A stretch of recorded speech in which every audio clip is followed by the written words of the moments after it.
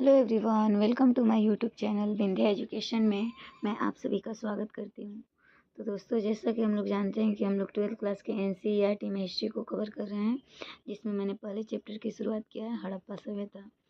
देखिए, इससे रिलेटेड मैंने 3 वीडियो अपलोड कर दिया है, जिसमें मैंने हड़प्पा सभ्यता की भूमिका के बारे में, यहाँ के कौन कौन से सोर्स से हमको मिले हैं जानकारी उनके बारे में, या फिर ये हड़प्पा संस्कृति नाम क्यों पड़ा, या फिर इसका अन्य नाम क्या है, इसके बारे में हम लोग चर्चाएं किया हुआ है। और हड़प्पा सभ्यता को हम लोग कितने काल या चरण में बांट के पढ़ते हैं, ये भी हमने देख लिया था। तो देखिए, अगर आपको इस पार्ट को समझना है तो आपको जो 3 वीडियो मैंने अपलोड किया है उसको ज़रूर देखना पड़ेगा, तभी ये समझ में आ सकता है। तो चलिए, बिना देरी करते हुए हम आगे बढ़ते हैं। कल सेकंड वीडियो में हमने देखा था कि एडी और बीसी क्या होता है, यहाँ पर हमने, और उसके बाद इस मानचित्र 1 में मैंने हड़प्पा सभ्यता के कुछ स्थल आप लोग को बताए थे, जिसमें खुद यहाँ पर हड़प्पा था, उसके बाद यहाँ मोहनजोदड़ो था, उसके बाद यहाँ आप देखेंगे कालीबंगन, यहाँ पर लोथल, यहाँ पे रंगपुर, यहाँ पे राखीगढ़ी।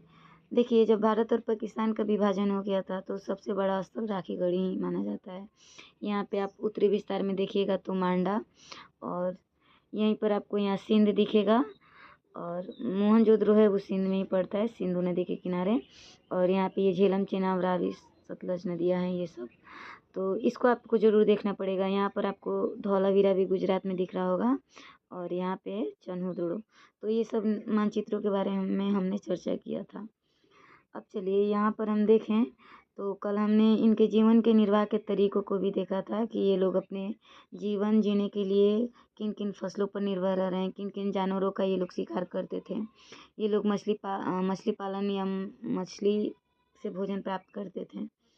उसके बाद हम देखें तो इनके कृषि पद्धति को भी हमने देखा था कि ये लोग कैसे कृषि कार्य में किन किन औजारों का प्रयोग करते थे, ये सब। और इसमें हम लोगों ने 2 स्थल को देखा था, एक था चुलिस्तान, दूसरा था बनौली। यहाँ से मिट्टी से बने हल के साक्ष्य हमको मिलते हैं, और यहीं कालीबंगा से, जो कि राजस्थान में है, यहाँ से हमको जुते हुए खेत के साक्ष्य मिले हैं। तो आप लोग अगर वो पीछे वाले वीडियो देखिएगा तो ज़रूर समझ में आएगा कि हम लोग कैसे चर्चा किए हैं। और यहाँ पर हम लोग देखें तो यहाँ पे मानचित्र 2 में भी कुछ स्थल को हमने देखा था, जैसे यहाँ पर कोरडीजी, सिसवल, दम सदा दिया है यहाँ पर, और आमरीनाल, ये सिंध यहाँ पर। तो इसके बारे में ये आरंभिक हड़प्पा संस्कृति के क्षेत्र दिए हैं, इसको भी हमने देखा था। तो ये मानचित्र 1 और मानचित्र 2 आप लोग इसको ज़रूर ध्यान से देखिएगा। उसके बाद हम लोग आगे बढ़ें तो थोड़ा सा हम लोग यहाँ देखे थे जलाशय, जो कि धौलावीरा में है ये। और ये जो धौलावीरा जो जगह है ये गुजरात में पड़ता था, धौलावीरा स्थल। और यहाँ पे ये कृषि में जिन जिन औजारों का प्रयोग करते थे, धातु के औजार फसल कटाई के लिए, ये यहाँ पर दिए गए हैं। तो चलिए, आज हम यहाँ से शुरू करते हैं। हम लोग को पढ़ना है कि पुरावस्तुओं की पहचान कैसे की जाती है। पुरावस्तु मतलब पुरानी वस्तुएं हैं, आखिर में उनकी पहचान कैसे की जाती है। तो देखिए, यहाँ पर दिया है कि भोजन तैयार करने की प्रक्रिया में अनाज पीसने के यंत्र तथा उन्हें आपस में मिलाने, मिश्रण करने तथा पकाने के लिए बर्तनों की आवश्यकता होती है। तो देखिए, हम लोग को भी पता है कि भोजन जब तैयार किया जाता है तो अनाज को पीसने के लिए यंत्र की आवश्यकता होगी, चाहे वो आज के समय का टेक्नोलॉजी हो, चाहे वो उस समय का होगा। उस समय की सुविधा के अनुसार जो भी होंगे, पत्थर होंगे, चक्की होगा, उससे ये लोग अनाज को पीसते होंगे, और उनको मिलाने के, पकाने के लिए बर्तनों की आवश्यकता होगी ही। तो उस समय भी इनकी आवश्यकताएं होती थी। कह रहे कि इन सभी को पत्थर, धातु और मिट्टी से बनाया जाता था। तो जो भी बर्तन होते थे ये लोग उसमें पत्थर और धातु, मिट्टी का इस्तेमाल करते थे। यहाँ एक महत्वपूर्ण स्थल है मोहनजोदड़ो। यहाँ पर जो उत्खनन हुआ तो उसमें उसमें एक आरंभिक रिपोर्ट में कुछ उदाहरण दिए गए हैं, जिसके बारे में हम लोग देखेंगे।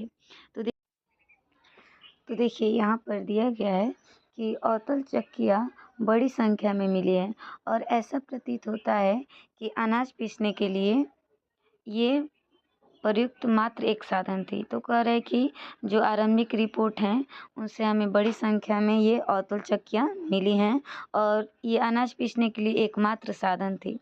साधारणतः ये चक्कियाँ स्थूलतः कठोर, कंकरीले और अग्निज अथवा बलुआ पत्थर से निर्मित होती थी।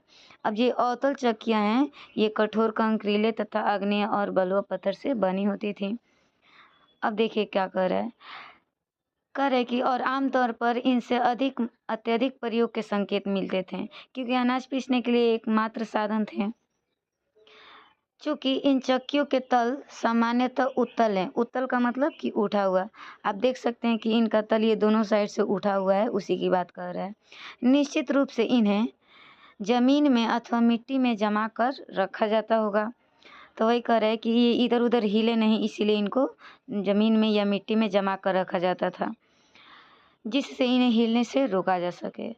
अब देखिए कह रहे हैं कि 2 मुख्य प्रकार की चक्कियाँ मिली हैं। अब देखिए ये तो अवतल चक्की हो गया, एक आपको यहाँ छोटा सा एक और पत्थर दिख रहा होगा। तो 2 मुख्य प्रकार की चक्कियाँ हैं। एक वे हैं जिन पर एक दूसरा छोटा पत्थर आगे पीछे चलाया जाता था। आज आप लोग घर में भी देख सकते हैं, हालांकि इनका इस्तेमाल समय के साथ बहुत कम हो गया है, कि आप लोग के घर में आप लोग ज़रूर देखे होंगे कि जो सिलवट होता है उसके पत्थर एक और पत्थर होता है जिसको लोग लोढ़ा भी बोलते हैं। तो वही कह रहे हैं कि उसका प्रयोग उस सिलवट पर आगे पीछे करने के लिए उसका इस्तेमाल किया जाता है। तो वही कह रहे हैं कि एक दूसरा छोटा पत्थर आगे पीछे चलाया जाता था, जिससे निचला पत्थर खोखला हो गया था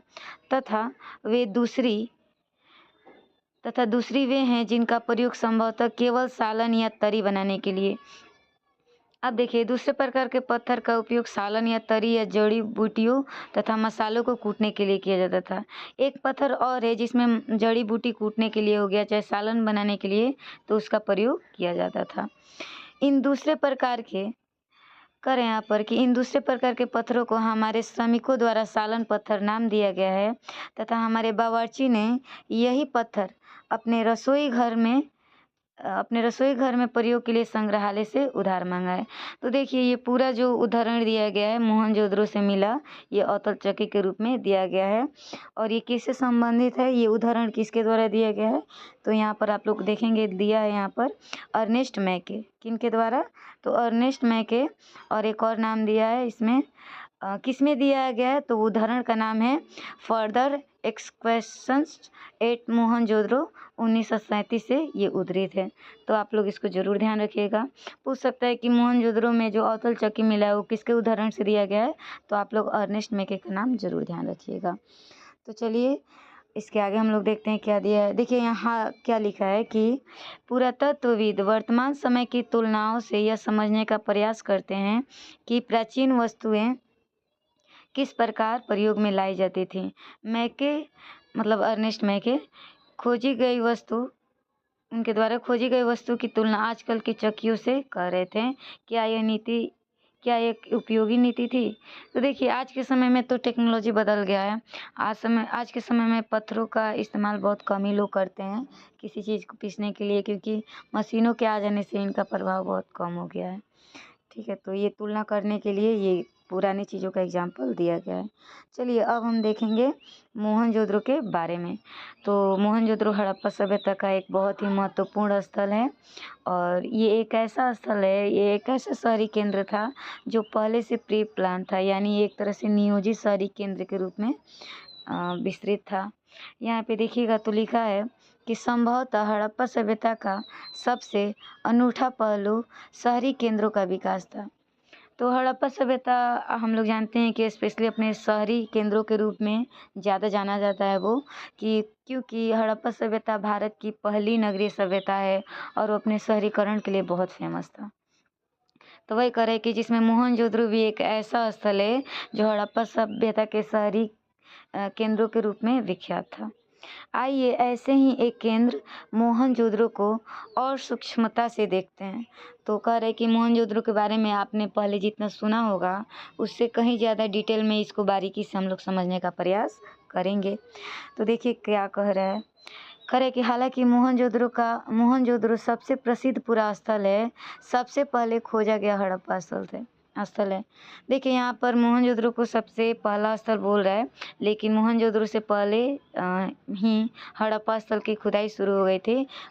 हड़प्पा के बाद जस्ट तो मोहनजोदड़ो से पहले ही हड़प्पा स्थल की खुदाई हुआ था। हालांकि मोहनजोदड़ो भी एक पुराना ही स्थल माना जाता है। कह रहा है कि बस्ती 2 भागों में विभाजित थी। ये मोहनजोदड़ो की बात हो रही है। इसकी बात कर रहे हैं कि जो ये मोहनजोदड़ो ये 2 भागों में विभाजित थी। पहला है दुर्ग और दूसरा है निचला शहर। यहाँ पे दिया गया है चित्र के अनुसार। तो वही कह रहा है कि बस्ती 2 भागों में विभाजित थी। एक छोटा लेकिन ऊंचाई पर बनाया गया और दूसरा कहीं अधिक बड़ा लेकिन नीचे बनाया गया। तो यहाँ आप लोग देख रहे हैं ये जो ऊंचाई पर बनाया गया छोटा है, जिसको दुर्ग नाम दिया गया है, और जो नीचे बनाया गया इसको निचला शहर नाम दिया गया है, लेकिन ये बड़ा है। आगे देखिए यहाँ दुर्ग वाला हिस्सा आप लोग जो देख रहे हैं, यहाँ पर जो शासक प्रशासक वर्ग के लोग या फिर जो धार्मिक लोग थे वो लोग ज़्यादा कुलीन लोग रहते थे, और इसमें जनसाधारण लोग ही रहते थे निचले शहर में। तो आप लोग इसको ज़रूर ध्यान रखिएगा। यहाँ पर दिया है कि पुरातत्वविदों ने क्रमशः इन्हें दुर्ग और निचला शहर नाम दिया है।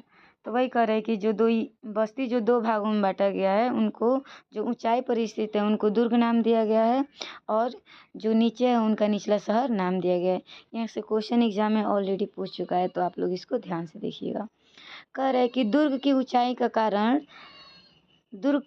कारण यह था कि यहाँ की संरचनाएं कच्ची ईंटों के चबूतरों पर बनी थी।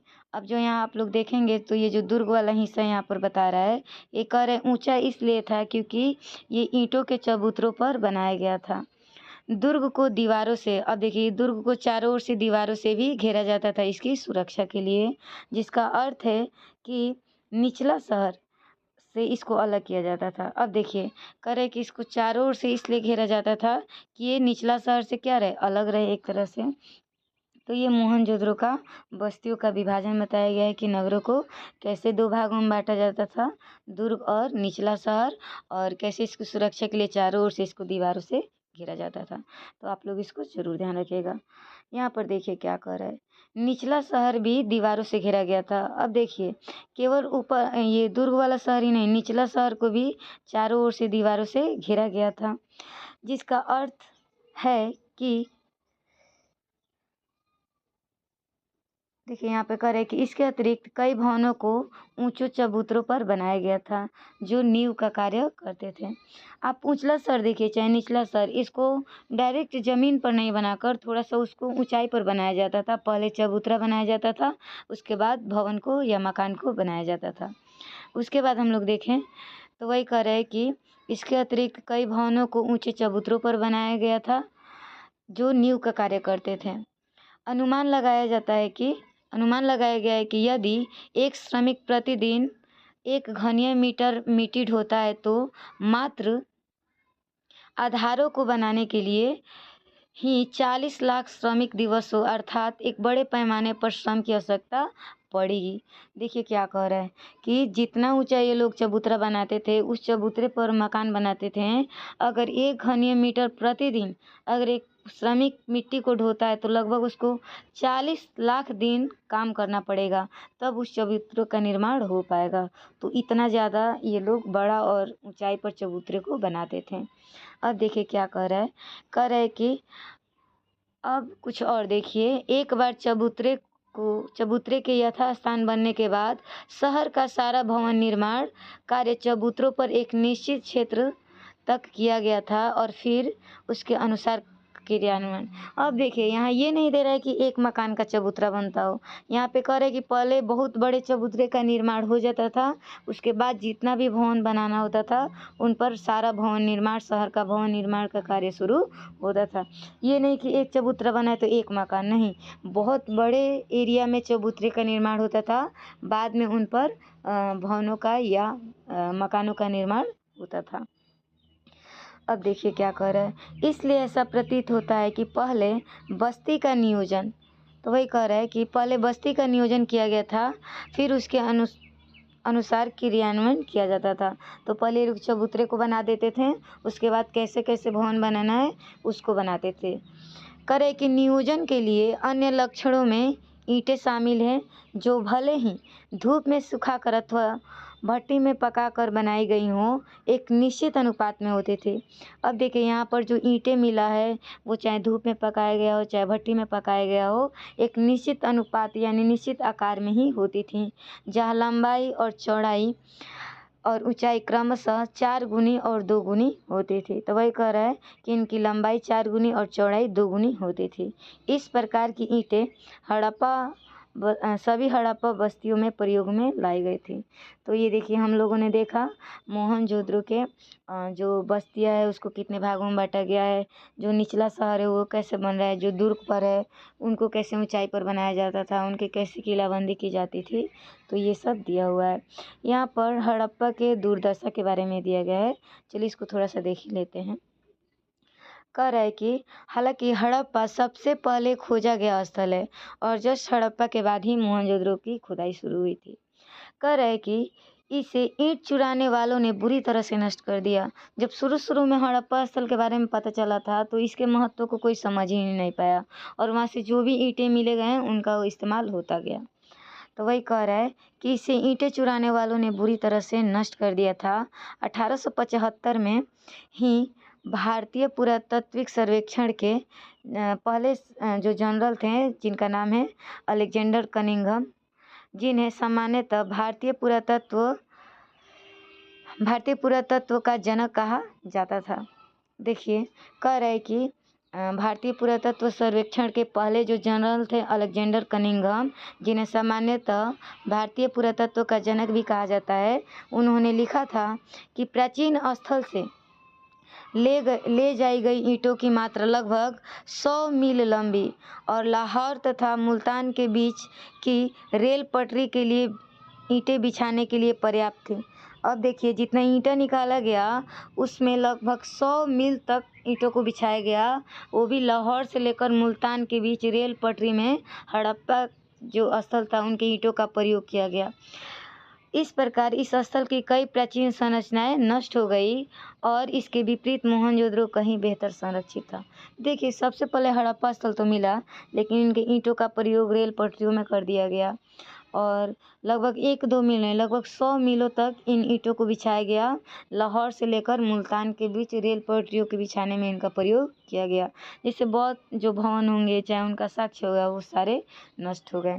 इसके हड़प्पा की तुलना में मोहनजोदड़ो कहीं अधिक सुरक्षित और मतलब सेफ है, जिससे हमको अधिक से अधिक जानकारी मिल पाती है। तो चलिए यहाँ पर देखिए, यहाँ मोहनजोदड़ो की एक नाली का चित्र दिया गया है जिसको हम लोग नेक्स्ट वीडियो में देखेंगे और हम लोग पार्ट 4 में देखेंगे कि वहाँ पे नालों का निर्माण कैसे होता था, जल निकासी की सुविधा कैसी होती थी। तो ये सब यहाँ के दुर्ग के बारे में भी हम लोग पढ़ेंगे, तो ये सब हम देखेंगे नेक्स्ट वीडियो में। अगर आप लोग को वीडियो अच्छा लगेगा तो वीडियो को लाइक कीजिएगा, चैनल को सब्सक्राइब कीजिएगा, हो सके तो शेयर भी कीजिएगा। और ऐसे ही अब हम मिलते हैं नेक्स्ट वीडियो में, तब तक के लिए धन्यवाद।